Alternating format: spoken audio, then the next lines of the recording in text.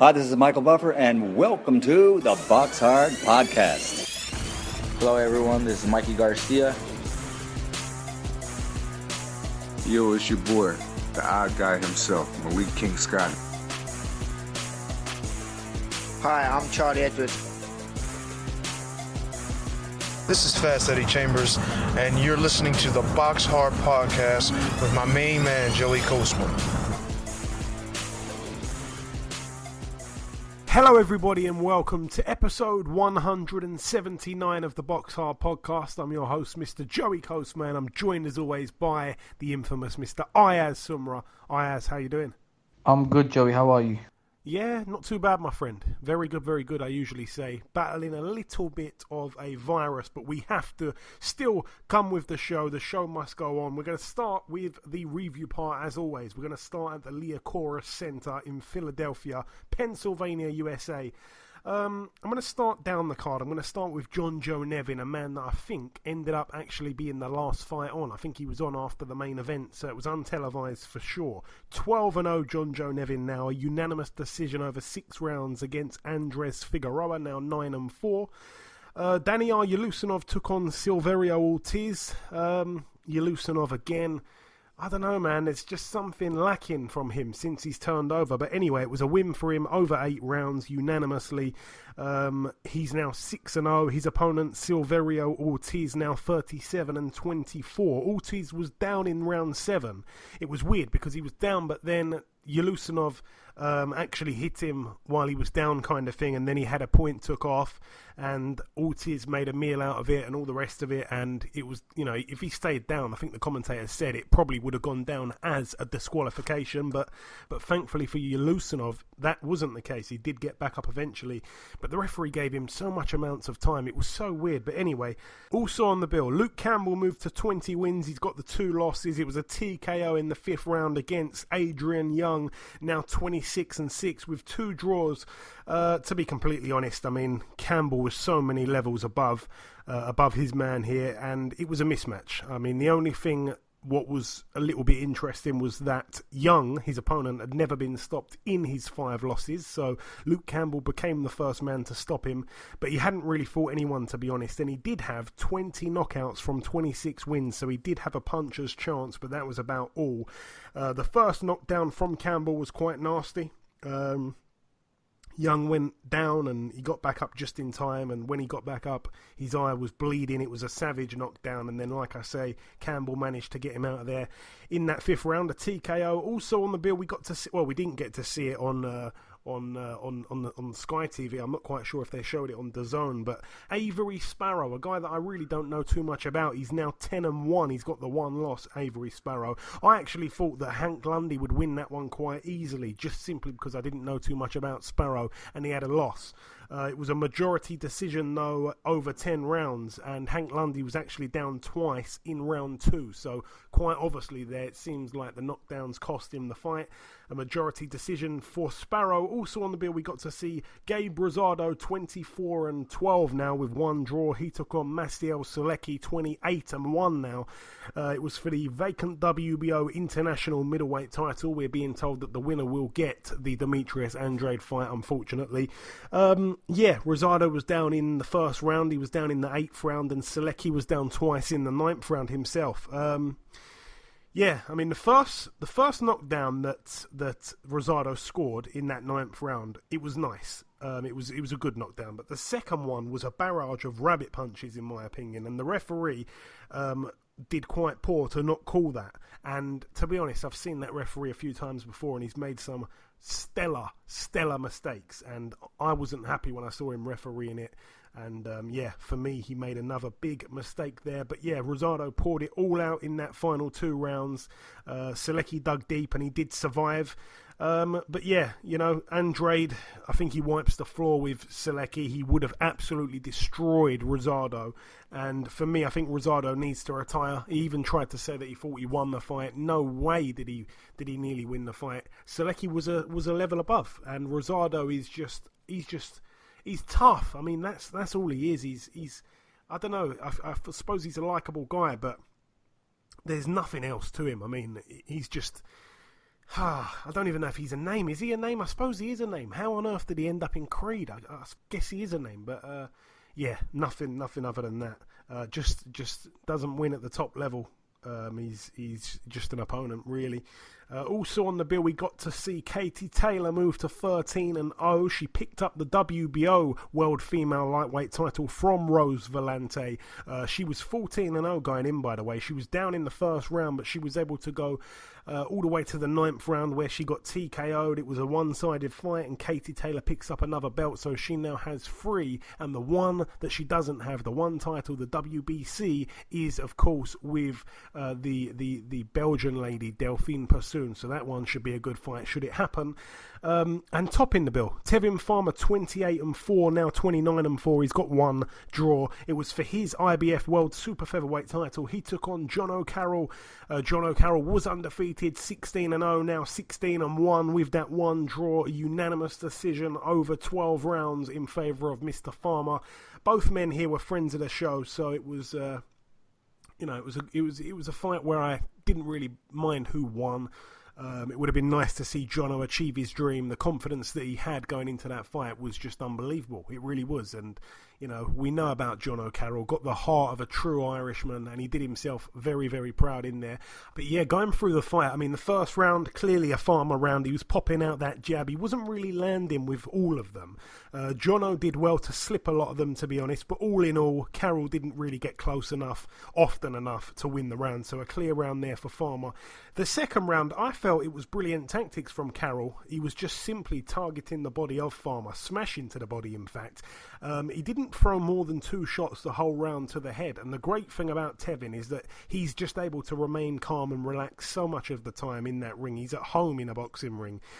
And he never loses his cool. And, Carroll was cut on the right eye in the dying seconds of the second round, but Carroll certainly won that round for me, so I had it 1-1. Going into the third round, it was a round where I really loved some of Tevin's shot picking. He would tuck up and time Carroll coming in. He was headhunting while Carroll was going for the body once again. The better shots were coming from Tevin Farmer, but the sheer work rate of Carroll and the pressure that he put on Tevin made me actually give the round to Jono. So maybe I'm one of those few people that had it 2-1 to Carroll. The fourth round, Carroll didn't necessarily have a bad round, but I felt the better shots came from Farmer, so it was 2-2 for me. In the fifth round, a brilliant round for Tevin Farmer. He was slick, he was speedy, he was accurate. Carroll seemed to run out of steam a little bit in that fifth round, which was funny, really, when you think about what happened in the next few rounds, which I'll get onto. But yeah, perhaps he ran out of steam, not due to exhaustion, but just taking a number of clean shots in that fifth round, and he was missing a lot. John O'Carroll, he's being made to miss in that fifth round. He did seem to feel Farmer's body shots more than he had done previously, and his gum shield also got knocked out by Farmer in that round. It seemed like he was perhaps starting to unravel, just perhaps, but no, I was completely wrong. But yeah, a round there for Farmer. In the sixth round, a clear Farmer round. He totally outclassed Jono. It was a brilliant display of boxing. Going into the second half of the fight, though, Tevin started backing Jono up for the first time in the fight, and it was an unbelievable effort from Carroll. He stepped up in class massively for this fight, and the difference in levels on paper was quite remarkable. Not to go off on a tangent, so to speak, but Tevin's world title defences, I don't know what the American people think about this, but I reckon a lot of American people are probably quite annoyed with his defences. I think has he had 3 defences? I think it was James Tennyson, who the Americans didn't know, John O'Carroll, who the Americans may have known simply due to the press conferences being fiery, and the other defence was it Francisco Fonseca.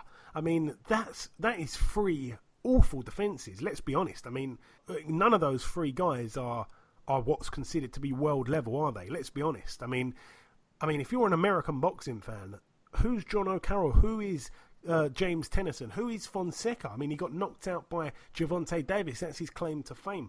But yeah, a good round there in the 7th round. Like I say, going off in another direction there, but a good round there for Tevin Farmer. 5-2 I had it going into the 8th. In the 8th, I actually gave it to Carroll. You could just see the work that he put in to win the round. It was nothing really heavy in terms of what he landed, but the sheer effort and the amount of punches, the volume, was enough to give him the round for me. His relentlessness was just incredible. 5 3. In the 9th round, that was probably where Carroll had his best round. I mean, Tevin either took the round off or was really feeling the pace. It was a clear Carroll round. It seemed like his second wind kicked in, but 5-4 I had it going into the 10th. In the 10th round, I felt on my scorecard it was a real important round at that point. I gave it to...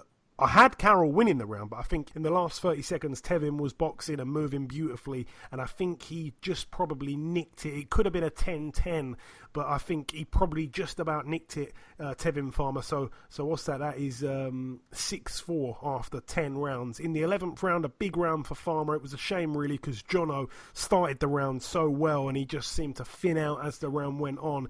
Like I say, he was winning the round, but it turned around, and Tevin hurt Jono badly in that 11th round. Jono looked on the verge of actually being stopped. His legs were gone and he was saved by the bell. But like I say, what a heart that Jono Carroll has.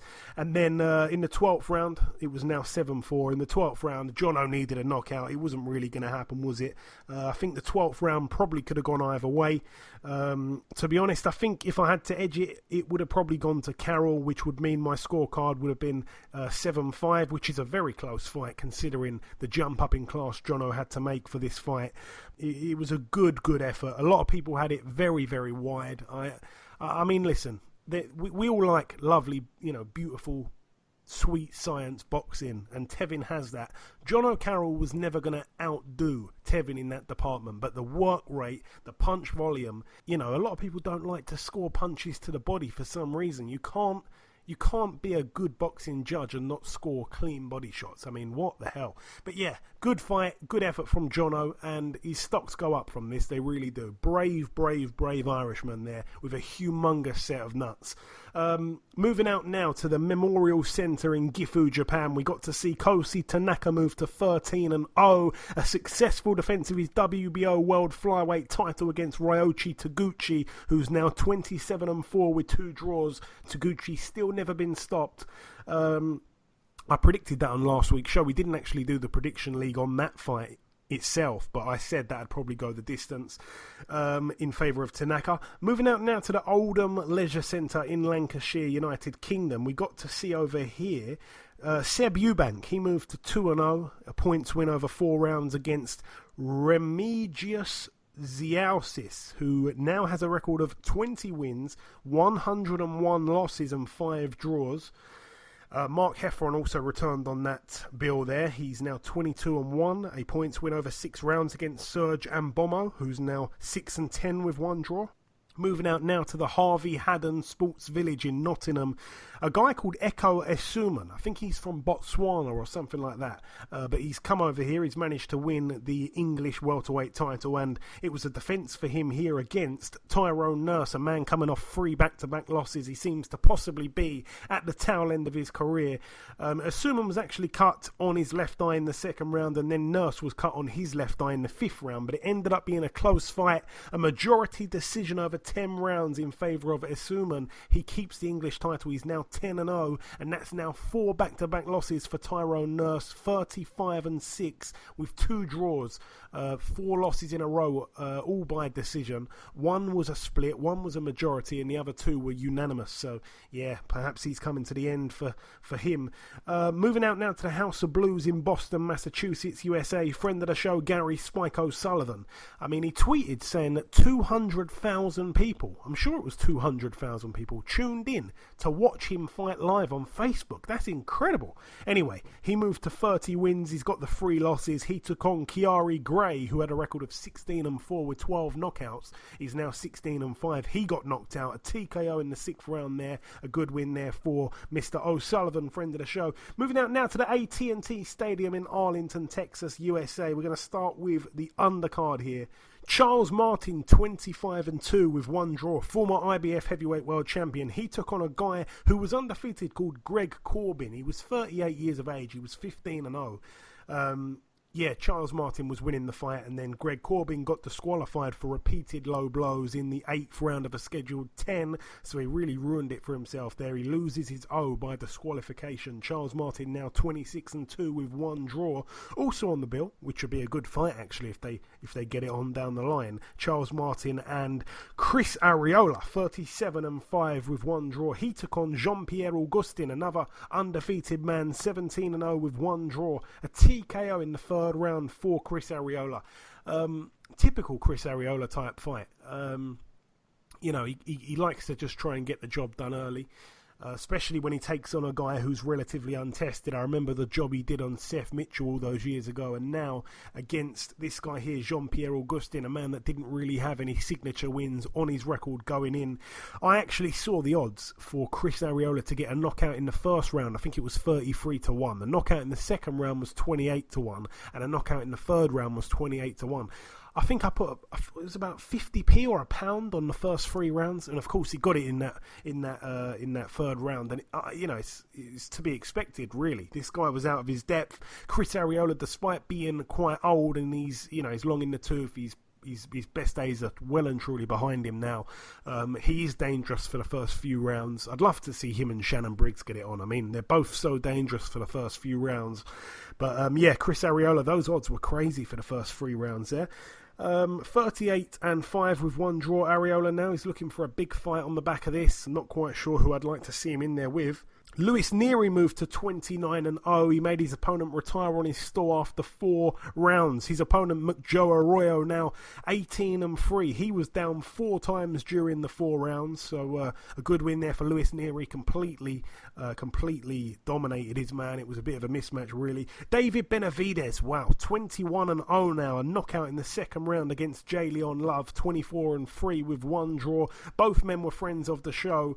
Love actually came out in that first round really aggressive. He really tried to apply the pressure, but Benavidez only obliged, and he was happy to trade with Love, which was obviously bad news for Love, and that was where the danger started. Benavidez hurt Love and buckled his legs a few times in that first round. The hand speed and power of Benavidez is ridiculous. I'd love to see him fight Callum Smith down the line. But yeah, the 2nd round, Benavidez did get the stoppage. He hit Love with a right hand, I believe it was, and he backed Love into the ropes, and Benavidez then just swarmed him with a barrage of unanswered punches, and the referee jumped in and stopped it. That left hook that Benavidez possesses is such a dangerous punch. The main event, though, for the IBF World Welterweight title, Errol Spence Jr., 25-0 now. He defeated Mikey Garcia. He denied him his 40th win. Mikey Garcia now 39-1. He jumped up 2 weight classes. He thought he was good enough. He didn't think the size would come into it. I thought he was good enough. You didn't, as you correctly predicted, at Errol Spence points win. That is what happened. I'm gutted because I love Mikey Garcia. And, a lot of people were laughing, thinking it's funny. I just can't understand how you would hate on Mikey Garcia. I mean, he doesn't avoid anyone. He's one of the best fighters in the world. He's gone up to fight a man that no one in the man's own weight division wants to fight. He's gone up there, dared to be great, and he came up short, but he didn't disgrace himself. The size was so much the factor in the fight. He didn't get stopped. He took bombs on his chin. He didn't go nowhere. He didn't really seem troubled at any point. I mean, the towel could have come in because he was taking a bit of a beating, but nothing was fazing him. I mean, he was taking the shots, and it was quite unbelievable. But how courageous was it from Mikey Garcia? What a fighter! I think his stocks probably will go up. He's lost his own now, but it's a shame. It was such a valiant performance, though, from Mikey Garcia. I'm absolutely gutted, but the size was just. It was just too much. And Spence, the work rate, he didn't stop all night throwing punches. The jab was a real problem for Mikey. He seemed like he couldn't get round the jab. And you can't really fault Errol, you can't really fault him. But once again, unfortunately, he gets a win over a guy who's smaller than him.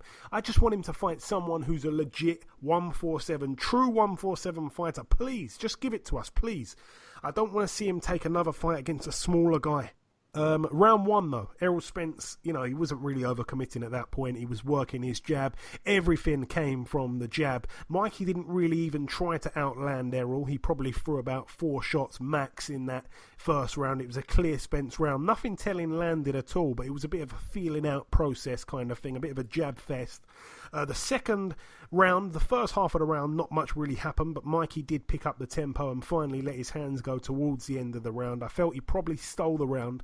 Again, nothing telling landed, really, and not many people agreed that Mikey won the round, but for me, 1-1 after 2. In the third round, things started heating up in that third. You'd have to give the round to Spence. The size factor already seemed to be playing a very important part in the fight. It was a big disadvantage for Mikey, so I had it 2-1 to Spence going into that fourth round. And like I say, Mikey, you know, I was a bit worried already after 3 rounds. He couldn't afford to let the early rounds slip away from him, because what's the plan? Is he going to try and stop Errol late on? I just think that was a bit too risky, but he seemed like he was just letting the rounds slip away. There was no real desperation from him. Going into the fourth round, a big round for Errol Spence. It was all Spence. Once again, it was worrying signs for Mikey. He was too small. He wasn't throwing in bunches. He was probably worried about being countered, but his singular shot work just wasn't enough to match what Spence was doing. Spence was able to commit to a combination, probably without worrying too much about what was coming back at him. And Mikey's chin got checked a few times, and he took the shots well. He's a brave and hard man, Mikey, and like I say, he did have some success in the dying seconds, but it certainly wasn't enough to win the round. The fifth round, both men had their moments, but again, Spence did enough to win it. It was the size difference once again that played a part. When Spence popped out that jab, it was so difficult for Garcia to do anything, really. The sixth round, it was a close round. Honestly, being generous, it probably went to Mikey. Very generous, it went to Mikey. He once again took some bombs, but he gave it back and he gritted it out. He bit down on the gum shield like a true Mexican madman that he is, and he traded with Spence in that sixth. In the seventh, a clear Spence round. In the eighth, Mikey took some bombs. It was sad to see at that point. I mean, Errol was outlanding Mikey massively, and he was starting to put a dent in him, whereas Mikey couldn't really put a dent in Spence the whole fight. But still, like I say, good effort from Mikey. A chess match most of the time. Mikey's such a clever fighter. The ring IQ is unbelievable, but Errol Spence didn't need to match him in ring IQ. The size made up for the difference in the two. And in the ninth round, Spence started to walk Mikey down. There was an argument really for a 10-8 round. It was all Spence. He was really going to work. It was worrying signs. In the 10th round, once again, another big round for Spence. There was an argument his corner. This is Garcia's corner. They should probably pull him out at that point. You know, like I say, it was shocking though to see the chin of Garcia, you know, hold up like that. Some people have said for a while that he's got like a secret glass chin. Well, he proved his chin, and I can't see him being stopped by anyone under 147. I mean, he took shots from a man that most people say is one of the biggest punchers at 147. So what would have to happen? Would he have to fight a 154 pounder to get stopped? I mean, this guy's chin is insane. Don't come at me with any glass chin accusations. I mean, that was unbelievable. You know, he took the shots that welterweights can't seem to take. In the 11th round, a awful round for Mikey Garcia. He was getting bullied around the ring. He was too brave for his own good. I was proud to see him seeming like he was going to go the distance, but, you know, it was a type of fight where you could potentially lose years off your career. It was a real one-sided beatdown. And in the 12th round, another Errol Spence round. But yeah, take nothing away from Spence. He did what he had to do. I just need him to fight a true 147 pounder though, because like I said on last week's show, you can't really move him up in the pound for pound rankings or the welterweight rankings after beating a lightweight here, can you? It wasn't a fight on fair ground, really, was it? You know, it was a bit of a lose-lose for Errol Spence going in. I understand that, you know, but Mikey Garcia. Some people say he didn't really have anything to lose. I think he did. I think he lost a lot of pride there. I think he was absolutely gutted, but he still showed his class in that post-fight interview. If you haven't realised already, I'm quite biased to Mikey Garcia. I love Mikey to death. But yeah, that was it for that one. Moving out now to the final bill to mention. It happened at the Madison Square Garden Theatre in New York, USA. It was on Sunday night. We got to see Paddy Barnes, Ayaz. Well, he looked to pick up win number 6. It wasn't to be for him. He's now 5-2. He lost to Oscar Mojica, a man he was expected to walk through. Mojica was 11-5 with one draw. It ended up being a split decision over 6 rounds in favour of Mojica. Quite surprising to see one judge even give it to Paddy Barnes, really. It was quite one-sided. It was close, don't get me wrong. It was probably a 4-2 kind of fight. At an absolute push. And a bit of a robbery. You could have probably had it a draw. But it wasn't to be. And the reason why I say it was one-sided is because Mojica should have got a knockdown. I think it was in the second or third round. Paddy Barnes took a knee. It wasn't even like it was a dodgy thing, a dodgy punch. The referee didn't really see it, and then he went down and said it was no knockdown. Paddy Barnes voluntarily took a knee, and the referee didn't give it a 10-8 round. It probably ended up being a 10-9 round in Barnes' favour. Unbelievable. But anyway, Barnes did get back up, and he fought like a real Irish warrior once again. He did himself proud. He got back up and fought like an absolute madman, and he was extremely desperate from that point onwards, and you can't really fault him for what he did. He got up and fought well, but yeah, he didn't win the fight. He admitted that in the ring afterwards, and he's even toying now with the possibility of retirement, which is a bit of a shame to see, to be honest. He is a friend of the show, Paddy Barnes. And topping the bill, Michael Conlan on St. Paddy's Day and St. Paddy's Day weekend. He moved to 11-0. It was for the WBO Intercontinental Featherweight title. He got a unanimous decision over 10 rounds against Ruben Hernandez, who's now 24-4 with 2 draws. Another win there for Conlan. He banks 10 important rounds. But that is about it for the review part of the show. Just before we wrap up part 1, the last thing to do is to welcome our very first guest. Ladies and gentlemen, please welcome the reigning WBC Super-Middleweight Champion of the world. It is, of course, Mr. Andre Dirrell. Anthony, welcome to the show, sir. How are you doing? How y'all doing? We're all good, my friend. And we're even better now speaking with you. So, Anthony, you're fresh off that win over Avni Yildirim 4 weeks back. The fight seemed to have a bit of a strange ending, I think it's fair to say. The ringside doctor stopped it. It went to the judges' scorecards, a technical decision in favour of yourself after 10 rounds. Please talk us through the fight. It was a good fight while it lasted. Yeah, he headbutted me a couple of times. I think I was just... everybody can see the out punch that I put up. I out punched him. I landed him. And I think I was winning the fight by a little bit more than what they had it, but we got the job done. He headbutted me twice. I don't think that he knew that he headbutted me, but you can clearly see it. You clearly see a headbutt twice, so I got the victory. There was a little upset, but I got the job done. And the controversial part of the fight was probably that one judge actually had Yildirim in front by 6 rounds at the time of the stoppage. The other 2 judges had it 6-4 in your favour. What were your thoughts on that scorecard there from Jürgen Langos? Yeah, that was it was kind of weird, but I think you get judges like that. I don't know what he was watching. I don't know how he was so different from the other judges, but you got to look at how the judges sit. They sit on each side of the ring, so they see 3 different perspectives from the fight. But I don't think in any of the perspectives that they see me losing that fight. But like I say, it happens. We got to get better at officiating. But I got the victory, and that's what it's about. Now, I didn't actually know that Jürgen Langos was a judge in that fight. I've only just found that out about an hour ago. And I just want to tell you this, and this is quite staggering. I actually did my homework on Jürgen Langos a few weeks ago because he gave a real questionable scorecard then. Only 2 times in 450 fights has he actually scored the fight to an away fighter coming to Germany. Or in this case, he's gone with Yildirim pretty much to your hometown. So, it's almost like you're the away fighter because I feel like he's so much in the other fighter's corner. It is very bizarre. I think that judge has committed too many dodgy scorecards, but we'll leave that there. The news is, Anthony, that your next fight must be against David Benavidez. Is that actually 100% true? I'm not for sure. We're still working out the details. I'm not too for sure, but like I say, I think I said this multiple times to, people that did interviews with me. I'm chasing the money now. I got the championship. I'm a 2-time world champion. I think I deserve a big payday, and I think David Benavidez will get it. I'm trying to get the thing done if we can get it done, but, that's the plan.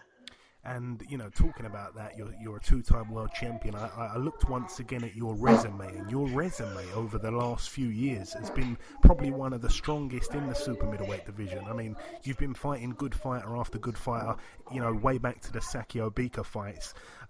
What did you make of Benavidez's win on the weekend? He looked pretty good, to be honest. He looked good. He looked how he was supposed to look with Jalen Love. Jalen's not a big puncher. He's not a big boxer. We've seen his last, his last fight with Peter Quillen, where he ran and survived the whole fight. But David Benavidez did what he was supposed to do and got him out of there. I thought he should have got him out of there in the first round. Jay Leon was really hurt. Thought he should have got him out in the first round. But like I say, he got there nonetheless, and he got the job done. And I want to get your take on Caleb Plant. I mean, obviously your brother had the 2 fights against Uzcategui, and Uzcategui was a very tricky customer for your brother. And because of that, I thought Uzcategui would probably walk through Caleb Plant, but Caleb Plant beat him quite comfortably. What's your take on him as a champion? You know what? I was commentating that fight. You know what I told everybody? I said if Caleb Plant can box and hit him with some substantial out the gate, he'll get his respect.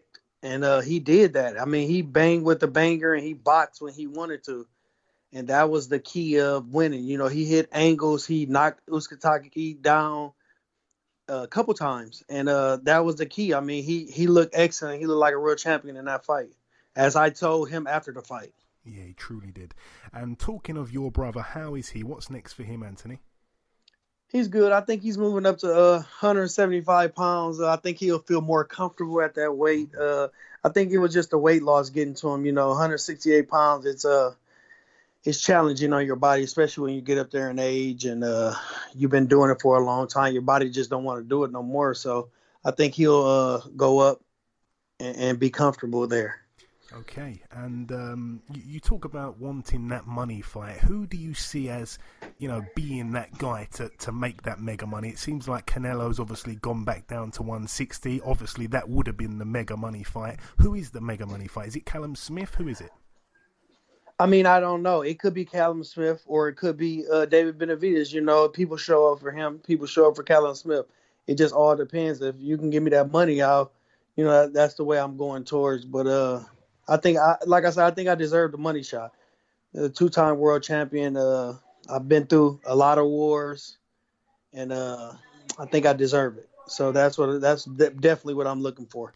Okay, so it seems a little bit too early right now to know when your next fight will likely take place or where it will be. That's fine. What are your thoughts on the other fighters in the super middleweight division, Anthony? Where would you perhaps rank them from best to least best? I'm guessing you'd have yourself at number 1. Who's number 2, 3, 4, and 5? You know what? I can't really say. You know, you got to be in the ring to really understand how these fighters fight. On the outside looking in, I'll have to rate. It's close between Benavidez and Callum Smith. I'll put both of them at second. It's close between them two, and then you have to go with the other champions in the weight classes. From Caleb Plant, he looked excellent his last fight. To Ramirez, I think he's vacating his title, so it's iffy there. But I mean, it's a lot of warriors at 168. I think 168 is one of the biggest divisions in boxing right now. It's heavyweight, welterweight, and then I think it's a super middleweight. So like I say, I can't really rate the people just offhand, you know, but that'd be a rating if I'm just on the outside looking in. Yeah, for sure. And 2 big name fighters, especially over here, but they did make their marks over in the US also, have recently retired. We've seen the retirement of George Groves. We've seen the retirement of James DeGale. What's your thoughts on those 2 guys retiring? Good fighters leaving the division, big names, like I say.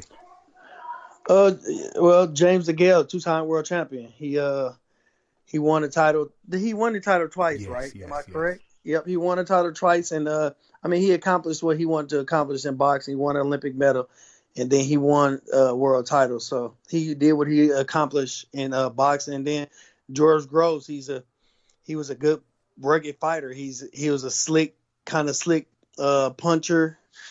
But I think he was he going out too quick, if you ask me. But you know what I'm saying, I can't judge his body.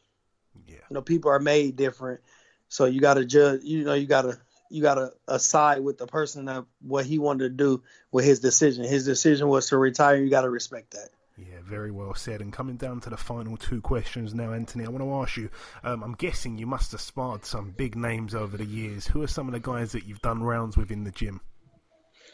Oh, shoot.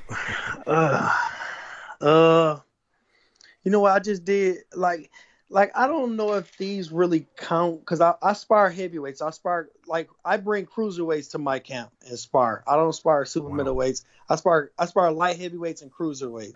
but I sparred Brian Jennings, and I think he was just playing. I mean, he's a heavyweight, but I told him to hit me a little hard because I want to, that's how I'm getting prepared for these guys. But I can't really remember. I sparred with some good guys. I really did. I can't think of everybody, but I sparred with some good guys. That's just one of them. No, I always ask that question to people that we speak to from overseas, and it's quite surprising how many of them go completely mind blank and go, do you know what? I can't think of more than one guy. It's funny. Yeah. But I want to put you on the spot a little bit here. I like to ask this question to everybody that we speak to from overseas, Anthony. Who would you say is your favourite UK fighter from any era? It can be a guy that's retired a long time ago. It can be a guy that's still fighting now. Any era. From the UK, I can throw a few names out to help you out. Some of the popular answers. Yeah, please. You've got the likes of. I know. You know what? I like Joe Kawasaki. Yeah, very popular answer. Joe Kawasaki was a good one. I think Joe Kawasaki. I mean, he did everything in the sport. He was just champion. Like, he did what he wanted to do in boxing and retired undefeated. 46-0, yeah. Yeah.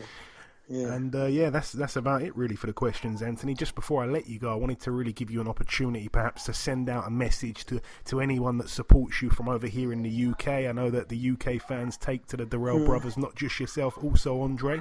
What's your message to the guys that support you over here? I appreciate your support. Keep supporting me.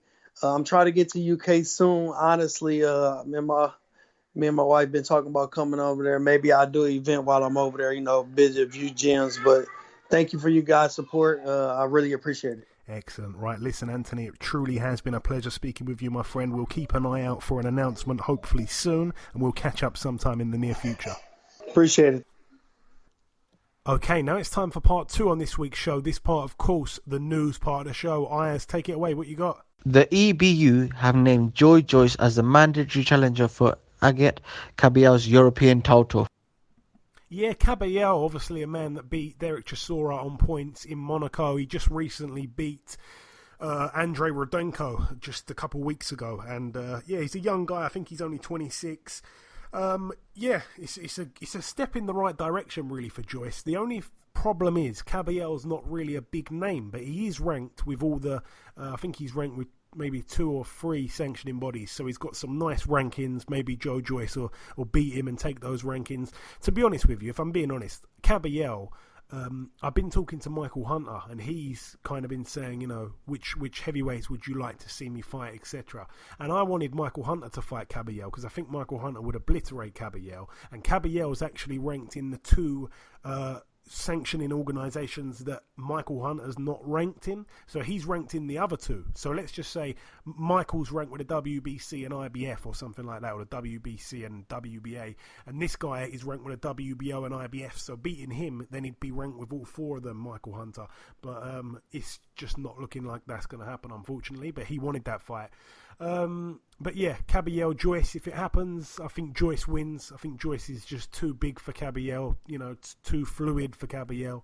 I don't think Caballero would be able to deal with the pace of the fight. But Caballero's a good fighter, by the way. Let's not knock him. I mean, he's a good fighter. It could be quite interesting because Caballero actually, from what I saw in the Chisora fight, he throws a lot more than most heavyweights. And obviously Joe Joyce, the juggernaut, he throws a million punches.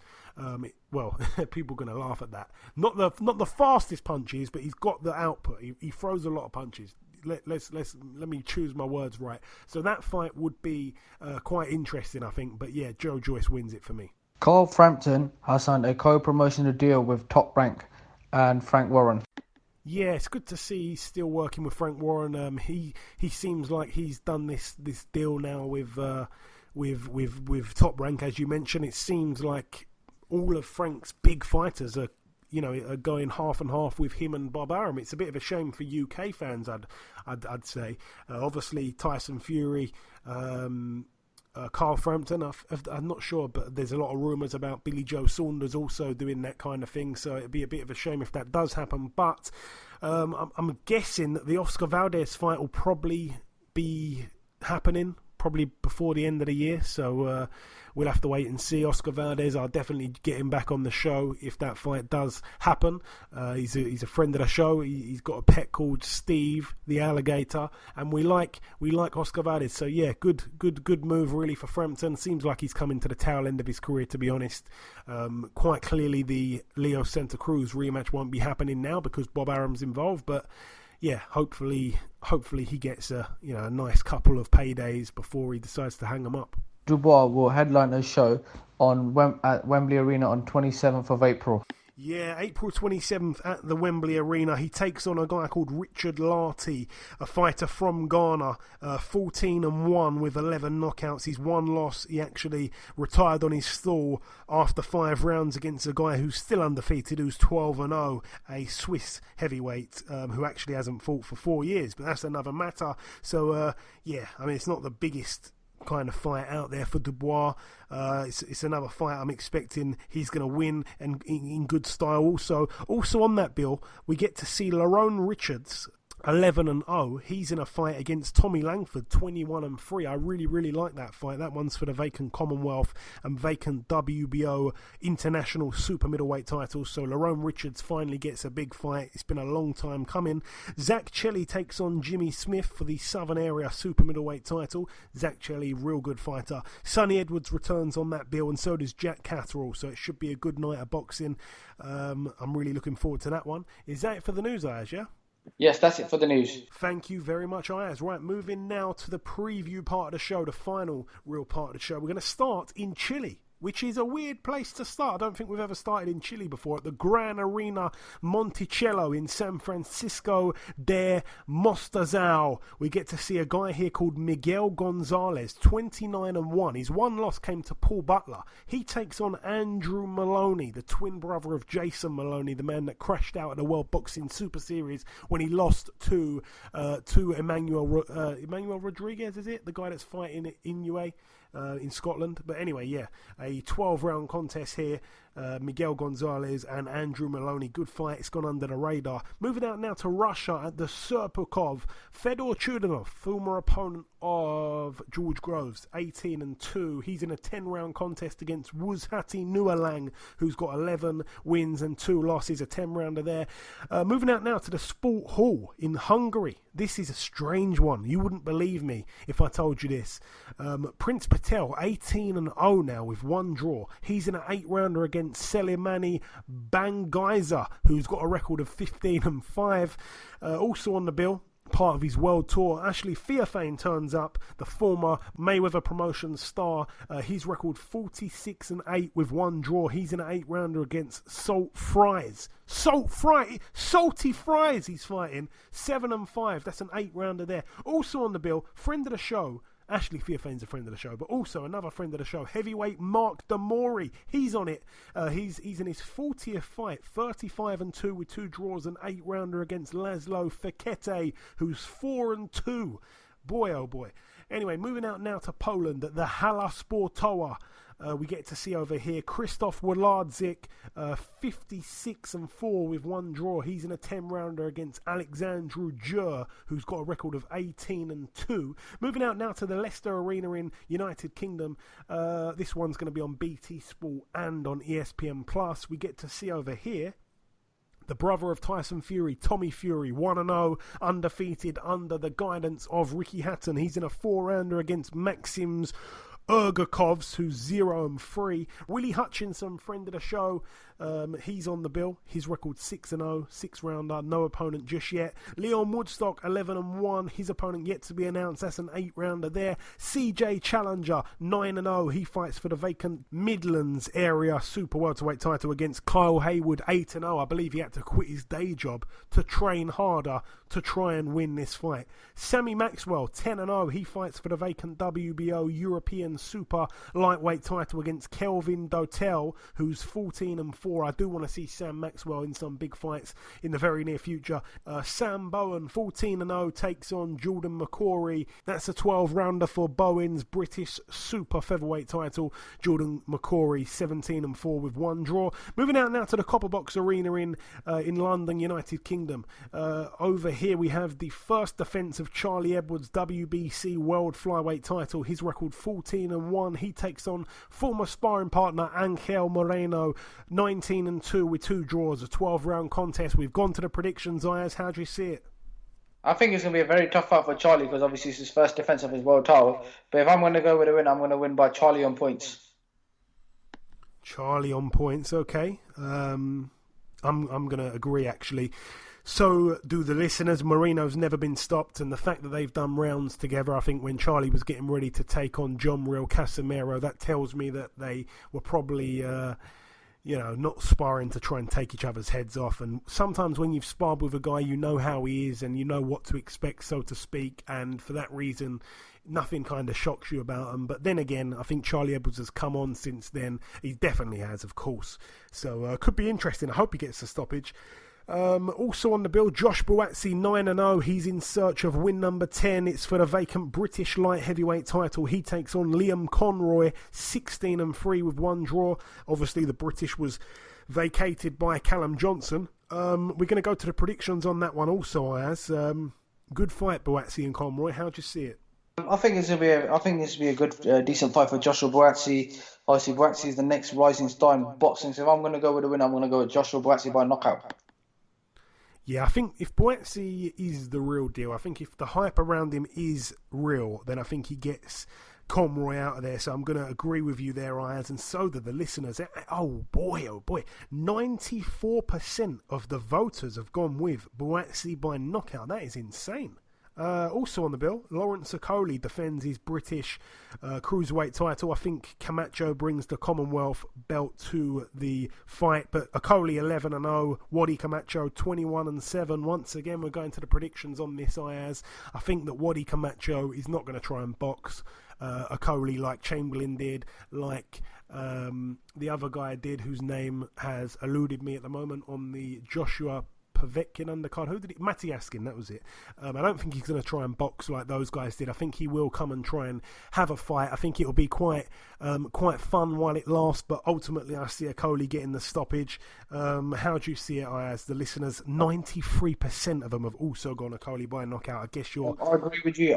I agree with you. I'm going to go for Lawrence Okolie by knockout. Okay. Moving down the bill, the return of Lewis Ritson, 17-1. He's been sparring David Avanesian. I'd have liked to have seen that one. Apparently the spar was unbelievable. Anyway, he's in a 10-rounder against German Argentino Benitez, 21-3. Let me just see this guy. Has he boxed anyone? Let's just have a quick little look. As you know, on this show, we don't really take little breaks to have little looks. It's very, very rare. But this guy, I'm sure I've seen him before. 3 losses, 1 by knockout. It came to someone I've never heard of. So yeah, he's looking at his record, no one of note on that record at all. So Lewis Ritson, you'd expect to get the win, although it's going to be interesting to see what he looks like after obviously losing his last fight to Patera. Benitez is not really a banger. He's got 9 wins from his 9 knockouts from his 21 wins. Also on the bill, Jason Quigley, friend of the show, 15-0. He's in a 10-rounder, no opponent just yet. That's it for that one. Moving out now to the Hangar in Costa Mesa, California, USA. This one's going to be on ESPN. It's a top-ranked show. Jesse Magdaleno, his first return to the ring, I believe, since losing to Isaac Dogbe, which was about a year ago now. 25-1. He takes on Rico Ramos, 30-5. That's a 10-rounder there. Kubrat Pulev, 26-1, takes on Bogdan Dinu, 18-1. Dinu in his last fight obviously got stopped by Jarrell Big Baby Miller. That's a 10-rounder there. Also the younger brother of Kubrat Pulev, Tervel Pulev, 12-0. He takes on Mitch Williams, 16-7 with 3 draws. That's an 8-rounder there. Moving out now to the final bill to mention, an interesting main event here. We're just going to mention the two. I'll tell you what, we'll mention the top 3 fights. This one's on USA Fox Sports 1. I don't think it's going to be shown in the UK, unfortunately. It's at the MGM National Harbour in Oxon Hill, Maryland, USA. Lorenzo Simpson, fantastic amateur, 2-0. I think both wins by knockout. He takes on Earl Henry, who's 0-1 with one draw. That's a 4-rounder there. Moving up the bill, Anthony Peterson, 37-1. He's in a 10-rounder against Argenis Mendes, 25-5 with one draw. And the main event, good fight, Ayaz. I'm going to come to you with the prediction here, and it's a better fight than you may think. Think about it for a couple seconds, and then you'll realise it is actually a real interesting clash of styles. Lamont Peterson, 35-4 with one draw, coming off that loss, I believe it was, to Errol Spence. I don't think he's fought in the meantime. He takes on Sergey Lipinets, 14-1. Friend of the show, former IBF 140 world champion. He was dethroned by Mikey Garcia in his sole defeat. 12-round contest. It's interesting because obviously Peterson's loss came to Spence, and of course Lipinets' loss came to Garcia. They fought last weekend. These guys are fighting this weekend. How do you see that one, Ayaz? Interesting clash of styles. I think it's going to be a very decent fight for Sergey Lipinets versus Lamont Peterson. I mean, obviously, we've seen Sergey Lipinets fight Mikey Garcia previously. If I'm going to go with a win, I'm going to go with Lamont Peterson to win by points. Do you know what? The listeners have gone with Lipinets on points. 60% of the listeners have gone Lipinets on points. And I am with you, Ayaz. I think Peterson might just have the boxing IQ, a few more tricks up his sleeve than Lipinets. I don't think Lipinets will have the power to knock Peterson out. I mean, it took Errol Spence a long time to get, he hurt Peterson multiple times and he still actually didn't knock him out. His corner pulled him out. Obviously, Peterson got knocked out by Matisse, but he had freakish power, and Lipinets doesn't really have that kind of power like those guys. So I don't think Lipinets gets the stoppage, and I just think Peterson is going to have too many ideas for him. So I think Peterson will just nick it on points. It'll probably be quite close. I think Lipinets is quite relentless. He's a tough guy. So I think it will be very interesting while it lasts, and I think it does last the full distance. I think Peterson just about gets it, but like I say, the listeners are going with Lipinets on points. And just before we wrap up the show and bring in our final guest, just before we wrap up part 2, I just want to revisit the predictions from last week, Ayaz. I've got to say here, you actually won the prediction league in terms of that week. I went with Garcia on points. That didn't happen. The listeners thought that Spence would get the knockout. That didn't happen, but you went with the very unlikely pick of Spence on points. It happened. You gained a point there, and then we all went with Benavidez by knockout. He got that over Jalen Love in the second round. So 2 points gained for you, Ayaz, 1 for myself and 1 for the listeners. So very well done to you there, Ayaz. A little clap from me. But that is it for the show, pretty much. That's it for all the talking anyway. The last thing to do, don't tune out just yet. The last thing to do is to welcome our second and final guest just before we wrap up the show. Ladies and gentlemen, please welcome the former IBF Super-Featherweight World Champion. It is, of course, Mr. Steve Forbes. Steve, welcome to the show, sir. Thank you for having me. It's a pleasure to be on. Hey, it's a pleasure to have you on, Steve. I do just want to take a quick trip down memory lane before getting on to the latest news with you. Obviously, you turned pro back in December 1996. The biggest night of your pro career, though, I'm guessing, had to be December 3rd, 2000. Tell us about the fight, please. Yes, I fought the very tough and durable John the Beast Brown out of Atlantic City, New Jersey. Very tough guy who's been in there with a lot of tough guys. And, we fought for the vacant IBF Super-Featherweight Championship. And I was behind in that fight. I was losing going into the 8th round and hit him on the ear, ruptured his eardrum, and I was champion that night. So that's one of my great memories of, it was a dream as a kid, so that was big. It certainly was. And, sometimes people say to win a world title, you sometimes need that stroke of luck. Obviously, you mentioned there you were behind, going into the 8th round. In the 8th round, the doctor stopped it. John Brown's ear was bleeding. And, you did give John Brown the rematch. And that was really your chance to kind of, wipe away the controversy, if you like. You were able to outpoint him in the rematch over 12 rounds. I'm sure that felt very satisfying to get the win, and it no longer looked at as a lucky win. Yeah, no, it was. And I think, I don't believe I would have been able to live with myself being that I won a title that way, So I thought the rematch, was definitely needed. And I wanted to clear the air and say, I'm going to come back focused. I learned a lot. And, I wanted to beat him fair and square without any controversy. And excellently, you truly did. You had a fantastic career. You've mixed it with many good fighters over the years, the likes of Cornelius Bundridge, a man that's been on this show before, Oscar De La Hoya, Andre Berto. The list goes on. Who would you say was the best fighter that you fought in a pro ring, Steve? Oh, probably Oscar De La Hoya. I didn't get to fight Shane though. I always wanted to, but De La Hoya, I would say probably the best fighter of them all. As far as it's Olympic gold medalist, multiple championships he won, the big left hook they talked about, which he does have a very good left hook. But as far as I think the highlight of my career, I would say, was that fight and just being in there where I wasn't intimidated or anything like that. And, his stature as a they have champions and they're super champions. I believe his career, he was one of those super champions because wherever he fought, whenever he fought, he demanded, people paid attention. So I would say he was the best guy I fought. And in terms of sparring, you've sparred some of the best fighters. You're one of the few guys that's been in there with Floyd Mayweather and Manny Pacquiao. What was that like? That must have been unbelievable. Oh, it was great. Floyd Mayweather is like a scientist in there. Him and I, we turned pro together, and I knew him since, we were about 16. I first met him when we were 16, and I spent a lot of time with him when we were 19. He turned pro, I turned pro. I slept on Uncle Roger's couch, and him and I have probably had the most rounds of anybody in my career that I could say that I sparred with.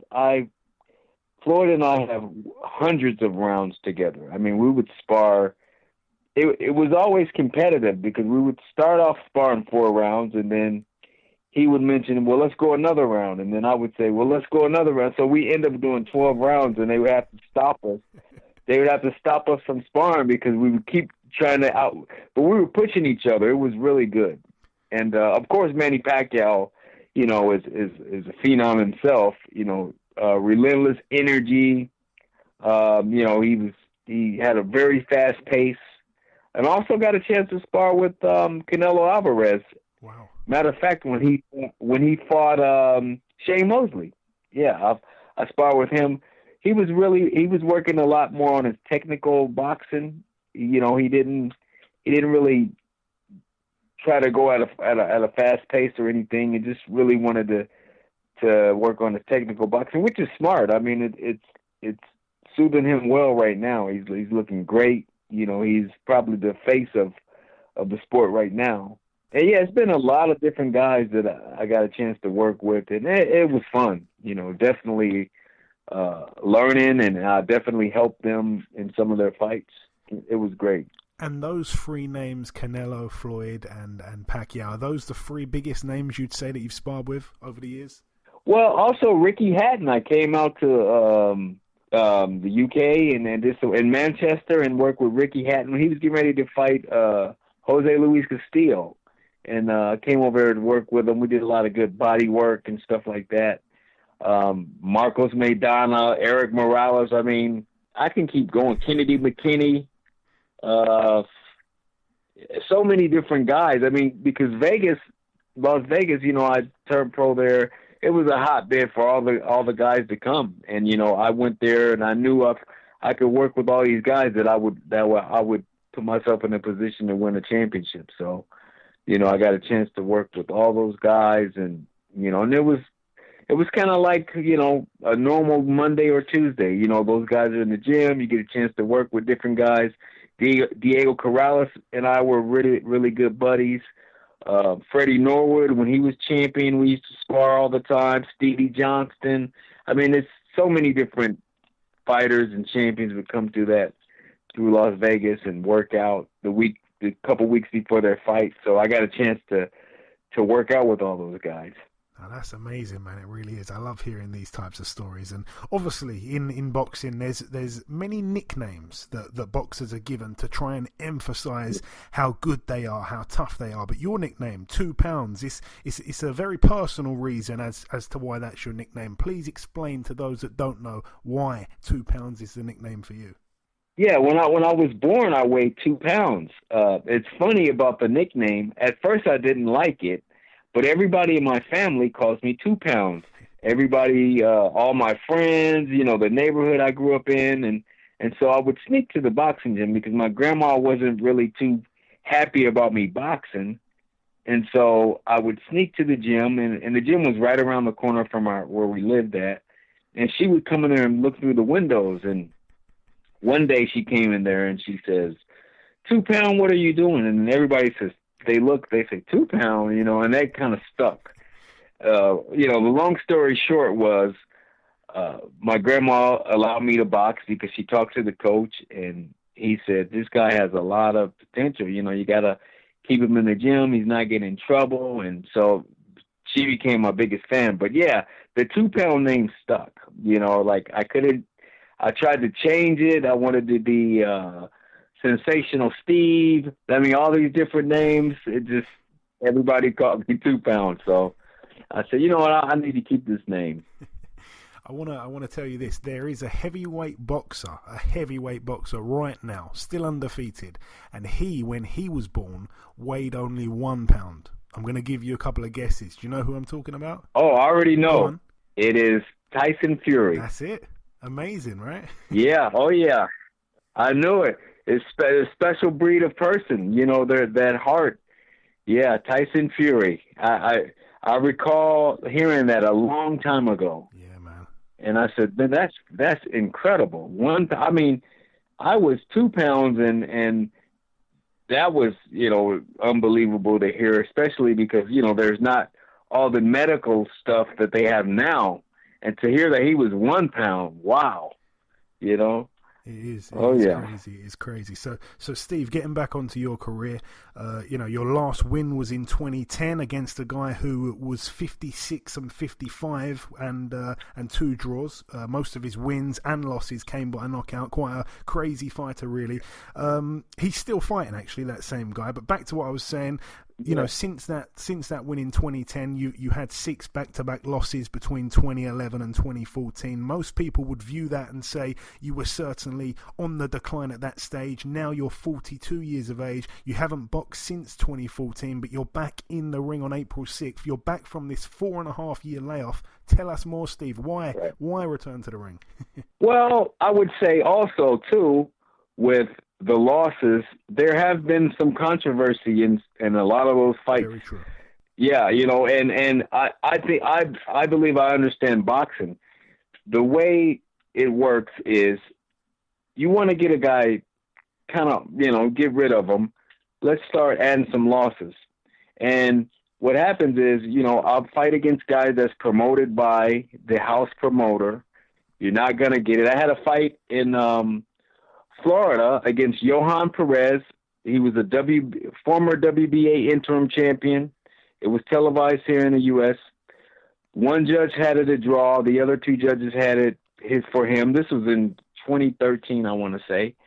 Everybody there thought I won the fight. I thought I won the fight. Not going to get it. A lot of these fights have been really close where, I don't get the benefit of the doubt. And so what made me say, maybe I should, I'm going to take a rest first. I was in training camp with Floyd Mayweather for his fight against Andre Dirrell. And, people came to watch us spar. And after the first day of us sparring, everybody was really quiet. Nobody said anything. And Floyd said to me, he said, you know what, you could still do this, man. He says, yeah, you got some losses on your record, but I know how this sport works. If you're not promoted by the promoter, you're not going to get it. And, and I've always known that. So, I've always kind of said, let me see what I can do. I'm going to get myself in condition. I would have to be my own promoter. And that's what I thought about. I said, I have to be my own promoter. I want to give my body a rest. I want to see how I feel. And, it wasn't a guarantee that I was going to come back and fight. But so I started working out with a lot of guys.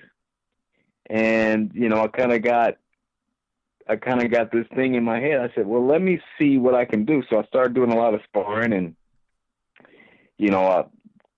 I felt pretty good in there, and my speed was good and everything was good. And then I've always thought about my life. I've always been an underdog in everything I've done. I've always been kind of written off. When I turned pro, I didn't even turn pro in my home state because nobody would give me fights. They didn't think I can do it. So I went to Las Vegas. 4 years later, I'm a world champion. After that, I got stripped of the title because, I couldn't make the weight anymore. So a couple of years later, I'm on the Contender. I'm 20 pounds heavier, fighting on that show, 20 pounds heavier at 150. People said they thought that I was crazy. I'm not a puncher, but I made it to the finals of that show. So I get to fight Oscar De La Hoya. People think I'm insane. I'm going to get knocked out. I'm too small. Oscar De La Hoya went home with a broken eye socket. So I think I'm one of those guys, whenever my back is really against the wall and I have some control, I think it kind of changes things. And yeah, I understand, I've lost some fights, back to back or whatever. There have been some controversy in there. Yes, I'm 42, but I believe that the route that I'm taking and the way I'm going about it, I think is going to be quite interesting. Of course, I care about my safety. That's my most important thing. And if I couldn't do it, my family wouldn't let me do it, because I'm doing pretty good as a promoter here in my hometown. But I have this itch to want to try to do it my way. I've always wanted to be my own promoter, and I never was able to be one because I was always tied in contracts. But, I can now. And if I go about it the right way, see how I feel this first match, and, we'll see what happens. A lot of fighters can hang around a little bit later. I've never really taken a lot of abuse. I've always been pretty safe fighter, and I let my body rest. And so, yeah, it sounds crazy, but the guys who are successful are the guys that try something. If I was able to go out there and wasn't able to do the things that I believe I can, then I would just stick to promoting. I love boxing very much, but I believe that I can still do this. And, from the films of people watching me train and spar, a lot of them agree with me. They say, you know what, we didn't think you would look like that, but you do. So I'm curious, I'm excited, and I'm a little curious also to see how I feel in there. I've been feeling great through camp. I've been training for about 4 months for this, so I feel really good. And I want to see if what I think will happen happens. No, I mean, no one can obviously tell you, what to do, so to speak. I mean, your body and your health better than anyone does, obviously. And you can quite clearly tell, even just by this interview, you're not a silly guy. You understand the game. You've been around it for years and years. You're not a guy that's got a ton of stoppages on your record in terms of stoppage losses. So you're right when you say you haven't took loads of punishment. So no, it's a brilliant thing. If you still do have something, then no one can tell you not to do it. The opponent, Tavoris Teague, if I'm not mistaken, is that the guy you're getting in with? Do you know much about the guy? You know what?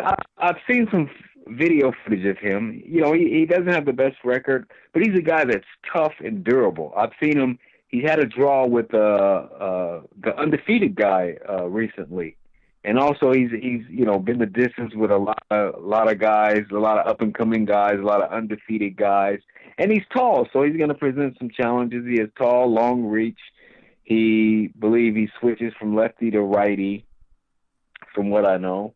And, which is, I think it's a good opponent to kind of see where I'm at. I haven't been in there in, 4.5 years. So it's a guy that'll give me a good gauge of what I can do, because it's one thing, as a fighter to have your great reflexes in the gym, but actually in a fight, it's such a fast pace and everything. So I'm looking forward to see how I feel, in there. And I think, this will be a good test about where I'm at, because throughout my career, I've fought just tough opposition after tough opposition. I didn't take any breaks, besides the Valenzuela guy, 2010 or 2011, that guy. Other than that, no, it was tough fighter after tough fighter after tough fighter.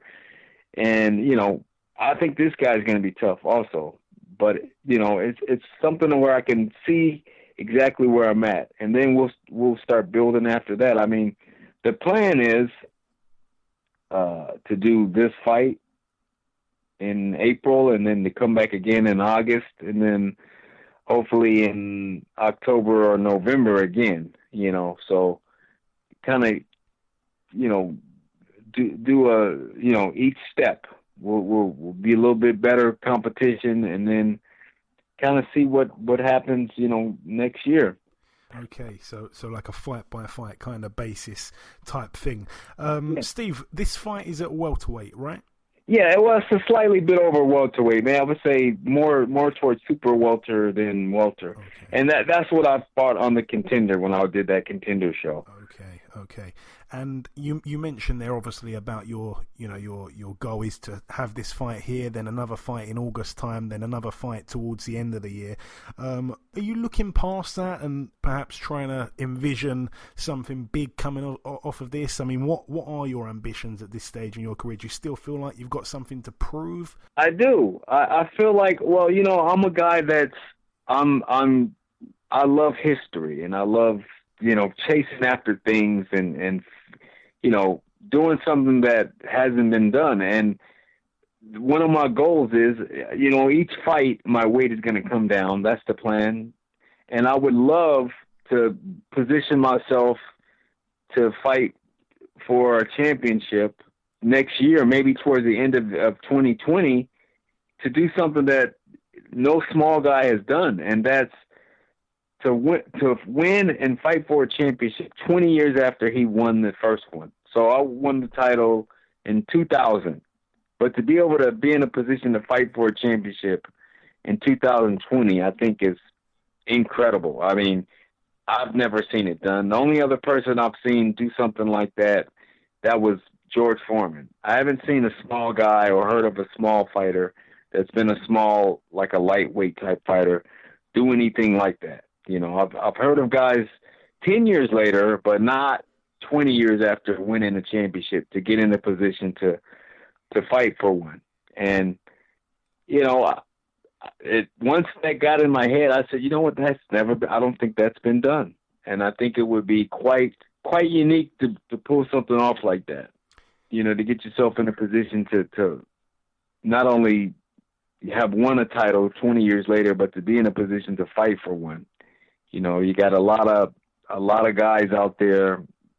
A lot of this school of boxing is different. A lot of the trainers now, they watch a lot of videos. The boxing trainers are not the old school trainers that, were years ago.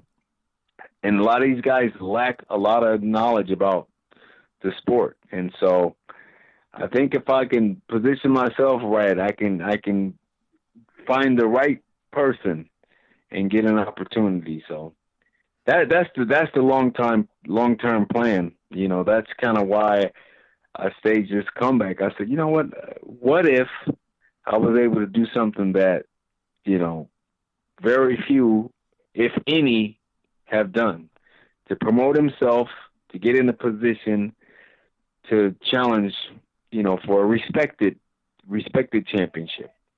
Yeah, that would be amazing. And coming down to the last couple of questions, Steve, I'm guessing, you're talking about this plan. I'm guessing you're aiming at 147. If that is right, what is your thoughts of the champions right now, the whole division actually, at 147? Some good fighters. We even saw that on the weekend. I would I would aim more at 140. Okay. 140. Okay. Yeah, All right. 140 would be better. All right. A lot of the guys at 147 really big, but I would aim in at 140. I've been talking. We're going to look at a good nutritionist after this, to do it the right way. And the good thing is that I can fight whenever I want because we promote our own shows, so that'll be good. But yeah, it's a lot. I believe the 140-pound division is pretty wide open. I mean, I like Regis Prograis. Yeah. He's fighting for the championship coming up. But aside from him, I don't really see too many guys that would make me, worry or think too much. I mean, it's a lot of good guys in the weight, but 147 is loaded by that. I mean, that would be crazy. Those guys, it's a loaded division. I mean, you'd have to wait a long time just to get a crack at a title of any one of those guys. But you know how boxing works. You start winning some fights, these guys will offer you, against, a bigger fighter. But my plan is to be, 140 pounds. That's what I would prefer. I think I would be stronger there. I'd still be smart and fast. That would be the proper way, Yeah, I mean, you're right in saying Regis Prograis as one of the best in the division. The one other guy that I'd say is with Prograis in terms of kind of being head and shoulders above the rest of the guys. A guy from Scotland. You may not have heard of him. His name's Josh Taylor. Very, very good fighter. Very good fighter. Very big for the weight. Southpaw. He also is about to fight for a world title. I believe it's in May. And yeah, if he wins his fight and Regis wins his fight, then they'll go into the final of that World Boxing Super Series and fight each other, and that'll be incredible. But watch out for Josh Taylor, very good fighter, Steve. Yeah, I'm gonna look at him, Josh Taylor. Yeah, I haven't heard of him, but I'm gonna check him out. Definitely, you'll be impressed. He's a great fighter. But yeah, the final question for you, Steve. I know you're a knowledgeable boxing guy. I don't want to put you on the spot too much, but I must ask this question. We like to ask it to all the boxers that we speak to from overseas. Who's your favourite UK fighter of any era? Oh, of any era? Any era. Oh, you know who I really like? I've always liked Nigel Benn. Yes. Nigel Benn, man. I mean, I saw a video of Nigel Benn sparring Roberto Duran, and that was great. I mean, this is a few years ago, and those two, man, wow. But I really liked Nigel Benn. I just, he was crafty. He came to fight. And I also like Chris Eubank too, but Nigel Benn, man, was I just loved watching him fight. I mean, I got a few different guys I liked. I always liked the Naz. I used to love when he brought that excitement. Yeah, he brought the excitement. But yeah, I would say probably my favorite is Nigel Benn. Yeah, he's a very, very popular answer. A lot of people say either Nigel Benn, Naz. Sometimes we get Hatton, Lennox Lewis, another very popular one. But very, very good fighters, a lot of them. But listen, Steve, I really do appreciate your time this week, sir. Best of luck for April 6th. It's been a real pleasure interviewing you, and I hope that we speak again very soon. Yeah, and I wanted to say too, I love I love you guys over there for your boxing knowledge. Being in the UK, I'm gonna plan on taking a trip and maybe coming to some fights over there because, I had a great time when I went over there, and I went there in 2007 actually, and I've always wanted to go back. So, yeah.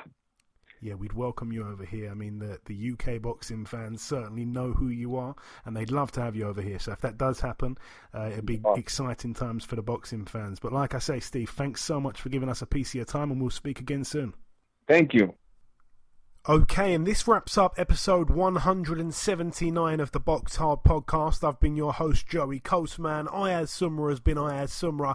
A massive thank you to our two guests on this week's show, the former IBF Super-Featherweight World Champion Steve Forbes and the reigning WBC Super-Middleweight World Champion Andre Dirrell. The prediction league currently stands at myself in the lead on 93 points. Ayaz is in second place on 87, and you, the listeners, are third with 86 points. Of course, best of luck this weekend with the predictions. I accidentally missed out a couple of fights on the preview segment. Also on that Leicester show that Frank Warren is putting on, Nathan Gorman 15-0 will be taking on Kevin the Kingpin Johnson 34-12 with one draw. It's a good fight because obviously in Gorman's last fight he went the distance with Kajanu, and then Dubois went on to knock Kajanu out. The pair are obviously supposed to be meeting at some point in the near future, and Kevin Kingpin Johnson went the distance with Dubois, so this is Gorman's chance to knock him out, and that would be a real statement. Also, I forgot to mention that on Saturday night in Mexico, Andrew Selby's flown out there to take on Julio Cesar Martinez Aguilar. His record is 13-1. The one loss was a split decision over 4 rounds on his debut. You can't really read into that too much. He's won every single fight since then, including avenging the defeat.